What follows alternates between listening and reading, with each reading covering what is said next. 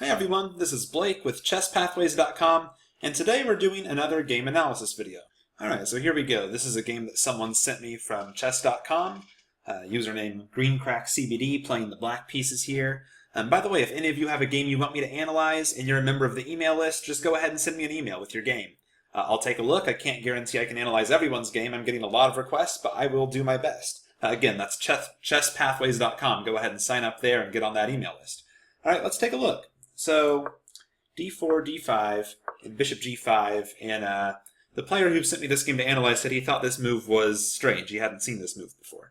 And indeed, it does look like somewhat of a strange move. There's kind of an unwritten opening rule: don't move your bishop to your opponent's 5th rank unless you're pinning a knight. Right? Of course, that's not always true, and of course you shouldn't always do it, even when it does pin the knight. But it is not very typical for, on the second move, a bishop to just swing out here with no knight on f6 or anything. That said, it is a move I've seen before. I played d5 as black against d4.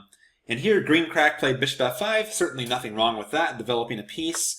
Now, I know you can even play f6 in this position. Surprising. And if you're a beginner, or even if you're not a beginner, but you're just kind of newer to chess, forget I'm saying this. I don't want you to get in the habit of thinking it's ever okay to play f6 in the opening as black, because it very often is not. It's kind of a dangerous move, exposing this diagonal to your king. But in this particular position, I've actually played f6 before in a tournament in this line. There's some interesting stuff going on. I think after bishop h4, you play like knight h6, and at some point your knight can come to f5, you can play c5, and if they ever take, you can play e5, and this pawn can be captured back pretty easily, or you can even prepare c5 first. I like it because it's kind of responding to an unusual move here with your own unusual move, and really fighting for this initiative as black. So if you're interested in that, just some food for thought, you can look into that line and analyze it yourself against bishop g5 here, but certainly completely unnecessary. Nothing wrong with just developing. So bishop f5, and here white plays h3. And I'll withhold comment on this move for now because black does something very similar a couple moves later. Black plays knight c6, developing a piece, e3, and here black plays a6. So this is something I used to love to do too, back when I was a 1300, 1400 player, first started playing in tournaments. I would always make these little pawn moves in the opening to take away squares from the opponent. I feel like a lot of players at this rating level love to make these kind of moves. And sometimes they're good moves to make, but we have to remember the 3 key opening principles. You really want to be developing your pieces, controlling space in the center, and getting castled. And unless there's a really compelling reason to do otherwise, every move you make should really be fighting for one of these things. If I was black here, for example, I would rather just keep developing. Put the knight on f6 or something. If the bishop comes here, I mean, so what? It doesn't really accomplish anything on that square. You can even kick it later with a6, and now the bishop's going to have to make a decision. You can decide to avoid these double pawns or not avoid the double pawns. But I don't particularly like playing a move like a6, like you're so scared of bishop b5 when it doesn't really do anything. And same with h3 here for white. It just looks like a wasted move to me. I'm not sure what white's concerned about, that something's going to come to the g4 square.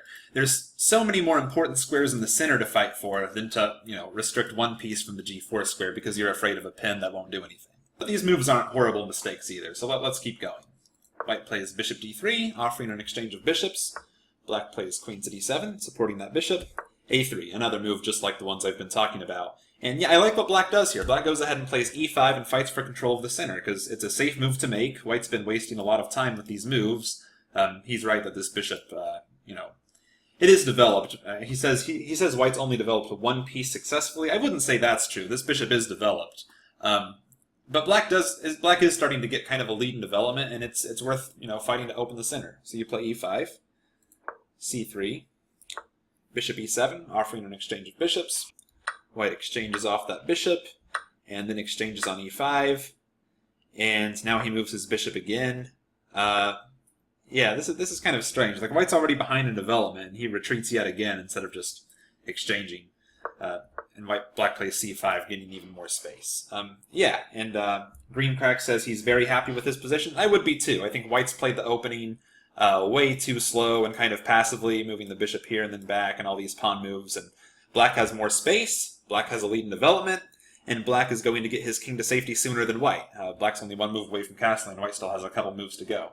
So just purely in the terms of the 3 opening goals that are kind of, the high-level principles of the opening, it's easy to see that black's doing very well here. So let's keep going. Knight to f3, knight to c6, reinforcing that knight. both players castle, and white plays queen to b3.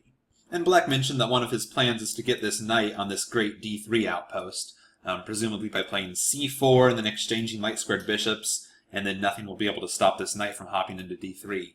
And that's essentially what happens in the game, and he said queen b3 makes this job easier. Yeah, that's fairly true. You don't have to commit to this plan so soon, though. If I was black, I would also consider just simply getting my rooks into the game, putting the rooks on good files, and keeping the pawns as they are, and you can always change the pawn structure later. I've noticed a lot of players, when they have these two strong, unopposed central pawns, a lot of times they're in a rush to push them, and part of the beauty of having the whole center like this is you have flexibility. You can keep them right there for now and just control all these squares. You can push them later. So there is something to be said for maintaining that flexibility. And when you do push the pawn to c4, you do give up control of the d4 square for the white knight. But in this particular case, this d3 outpost is so valuable that I actually kind of like this plan. Queen to b6. Yeah, and he mentioned this move looks bad. It's already pretty hard to find good moves for white, though, because black just has, every advantage. And it turns out after queen b6, even this sacrifice starts to work. Bishop takes h3. Again, which is the culmination of having this lead in development and more active pieces. For example, after all these exchanges, it's actually surprisingly hard for white to stop the plan of just playing rook here, and rook over. It's really not that easy. Queen d4, for instance, rook e8. Yeah, you can't really swing the queen over in time. f4. Yeah, that's not good, because you can give check, and now rook e6, and checkmate next turn. Yeah, this sacrifice actually works, but it's probably not necessary for black to get an advantage. Black should have the advantage regardless. So let's go back. Queen b6. Black continues with his plan. He plays bishop d3. White plays rook to e1. Rook e8. Black's just getting those rooks into the game. Rook e6. Yeah, I like this plan. Black's improving his pieces, eyeing that queen. Black just has a much more pleasant position here. Queen to c5. Yeah, just getting out of the eye of sight of that rook. But that allows black to hop into d3 with tempo, right? Black gets that square he wants and he attacks the queen. And this knight's just so good on d3. Queen back to b6. And man, it's hard to believe there's nothing here with this rook lined up. Do any of these discoveries work? Knight d4, the queen can take, so that doesn't work. I'm pretty sure this works, though. Can't we play knight to b4? Attacking the queen, and I don't think the queen has any good square to go to. If the queen comes to d4, now we have this fork, winning a rook. If the queen comes to a5, we have b6, and the queen is trapped here as well. So yeah, it looks like knight to b4 is just completely winning here. Knight to b4. And here I would be interested. I've talked before how it's so important to get into your own thought process when analyzing these games. I've seen so many players, even professional players, when they're analyzing games, just point out, oh, by the way, knight b4 wins, but they don't try to get into the psychology of why did the player miss this move. Is it a candidate's move problem? Did Greencrack not consider the move knight b4? Or was he looking for candidate moves? I'm sure, you should be looking for all the discoveries, right, when you have these discovered attacks on the queen. Did he consider knight b4 and just wasn't able to calculate out that the queen gets trapped or that, the fork exists? It'd be interesting. So Greencrack, if you're watching this, please feel free to let us know. Because alarm bells should definitely be going off when you have, a situation like this, where all your pieces are much better than your opponent's. You have all kinds of discovered attacks on your opponent's queen. You should definitely be looking for candidate moves that try to exploit this and trying to calculate them out. And hopefully you would find one of those lines that leads to a win. So instead, rook g6 was played, which has some merit too. You're threatening queen takes h3. King to f1, avoiding that. Black plays rook to e8, improving his other rook. White plays knight to d4, and black plays knight to e5. And I like this. Usually when you have a space advantage, you do like to keep pieces on the board, kind of like what I talked about in my last video when I analyzed Zygas's game towards the beginning there. Your pieces are just going to have more scope when you have a space advantage, and this knight could play a role in this attack. And of course you have this discovered attack on the queen. And here, white played queen to a5, and here, black made a mistake. Black played queen to e7. Yeah, it's definitely very frustrating to play well the whole game, completely outplay your opponent, and now you blunder this key central pawn, and now things aren't so clear anymore. He mentions he was low on time here. I would be curious what the time control of this game was. I think he said, if I remember correctly, it was 15:10. which is kind of the minimum I would recommend for like, a standard game, not Blitz, 15-10 online anyways. Preferably longer if you can, although I know it's hard to find people online, especially at lower rating levels, who are willing to play longer games like that. Because ideally, I'd love to be able to analyze this game, seeing what he would do if he wasn't in time trouble here. If you play a move like Queen to E7 here with plenty of time left on your clock, like, maybe you're in a tournament or a situation where there's more time, then we can really start analyzing, why did you make this mistake? Were you not asking yourself the key question, what will my opponent do after I make this move? Or, really get into how to eliminate that. When you're playing a speed game, and 15-10 does kind of turn into a speed game towards the end if both players are taking their time.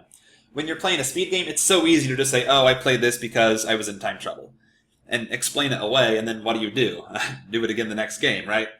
But I guess the takeaway is, even in 15-10, before you make a move, really do try to ask yourself, what will my opponent do if I make this move? It's such a simple thing to say, but it's so hard to do it each and every time, because you can outplay your opponent the whole game, and you forget to do it one or two times, and all of a sudden you lose, right?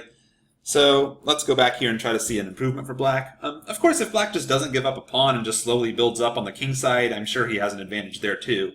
One really nice idea here is a rook a8, and I think White actually can't avoid losing his queen here because b6 is coming. And even with the move to prepare for b6, I don't see what White really can do here.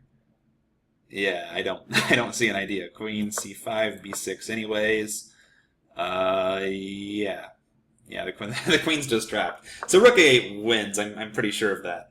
And again, even if you don't find rook a8, any move that doesn't blunder the pawn or blunder a piece or something, you're doing well. But queen e7. So White loses a pawn, and Black tries to go for this attack. Queen g5. Unfortunately, f4. Again, I feel like if Black just would have asked, what would my opponent do if I make this move? You can find f4. f4 is the kind of move where you'd pretty much always find it if you were White here in this position, right? If you were White in this position, your opponent played queen g5, and you think, oh, my opponent's threatening checkmate. What do I do about that? I have the rook defend it. Oh, by the way, I can fork some pieces too. I'm sure you can find f4 here, but if you don't ask the question before you move, then it's so much harder to see as Black than it would be to find if you were White. And again, I'm sure time trouble has something to do with this. So after f4, knight f3 though. And this just hangs the queen, and you don't really get an attack to compensate you for that. Again, even in time trouble, I would think you could see your queens hanging. What this kind of indicates to me when you make a blunder this bad, where you just hang the queen to a pawn, is that you're really panicking. It actually reminds me of one of my first students. I trained this girl up from probably a 700 player to the time she was maybe 1400, 1500 USCF. So I don't know what that would be on most online sites now, maybe 1600. And she was decent, but she hated time pressure. She couldn't handle time pressure. I remember one tournament, she was up a piece in the endgame. And there were probably 5 minutes left on her clock. There was a 5-second delay, so there is a delay, and she offered her opponent a draw because she just hated seeing that clock with only 5 minutes left. So some people just really panic under time pressure. And you might say that's not really a big concern because in real tournaments you get so much time on your clock you won't get into time pressure. But that's not the case at all, especially as you get higher and higher in your chess rating. More and more games are going to go long. You are going to sometimes get in time pressure in tournaments, whether you want to or not. So it's important to kind of ingrain the right habits as you're coming up, I think. So it's worth discussing how to avoid this panic in time pressure. There's no one easy solution. One thing just anecdotally I will point out, though, that girl student I was talking about, she never played Blitz. She hated playing Blitz. And I'm not saying by any means to spend all your time playing Blitz. That's the opposite problem, and that's a problem so many players have. They do nothing but play Blitz all day. I get it, it's addicting. But of course, there's a limit to how good you're going to get and how much you're going to learn just playing Blitz all day. But on the polar opposite side of that spectrum, someone who just never plays Blitz, never really has any experience handling time pressure on a consistent basis, and then when it happens to you in a tournament, you fall apart and you play 3 blunders in a row, which is kind of what happened here.